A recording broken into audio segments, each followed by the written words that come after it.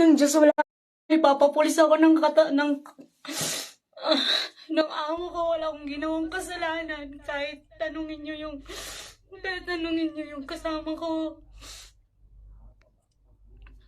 Pag namatay ito, kasi wala charge yung cellphone ko.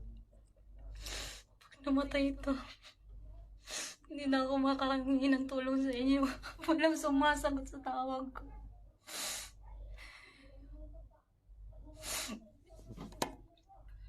Fatima Abdullah Ali yung pangalan ng employer ko dito sa Egayla, Block 4. 173 building, flat 6, ground floor.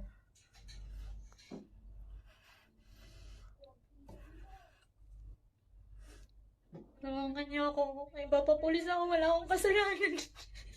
Gusto niya ako palabasin ng bahay. Binugbog niya muna ako bago niya ako palabasin ng bahay. I love you, agency. Sheba agency. May record na ito sa embassy noon.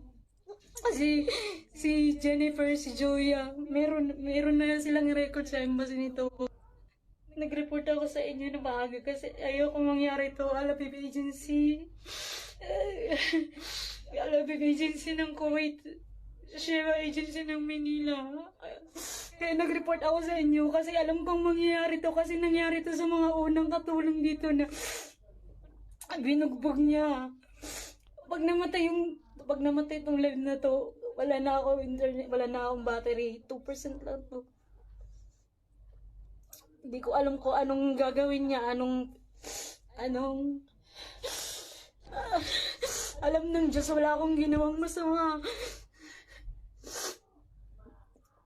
Hindi ko alam anong gagawin ko, hindi ako tinasagot ng auntie ko.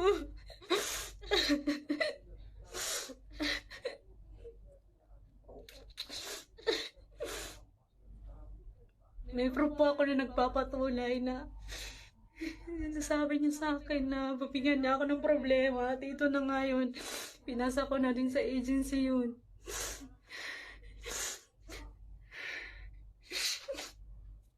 Alam niyo, kaya niya ginagawa to kasi ito yung ginagawa niya tuwing wala siyang maibigay na indemnity.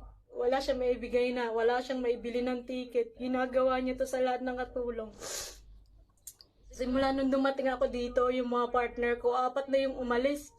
Tapos si Ate Julia, inabot siya ng 13 years dito kasi walang tumatagal sa kanya na partner niya. Halos sabi niya, 15 na katulong yung umalis dito.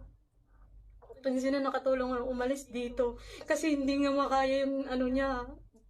Ang dami na din nag-run away dito dahil hindi makaya yung namasikmura yung ugali niya.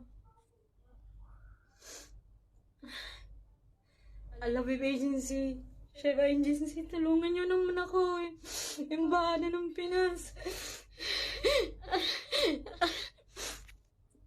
1% na lang ako, hindi ko alam ang gagawin ko.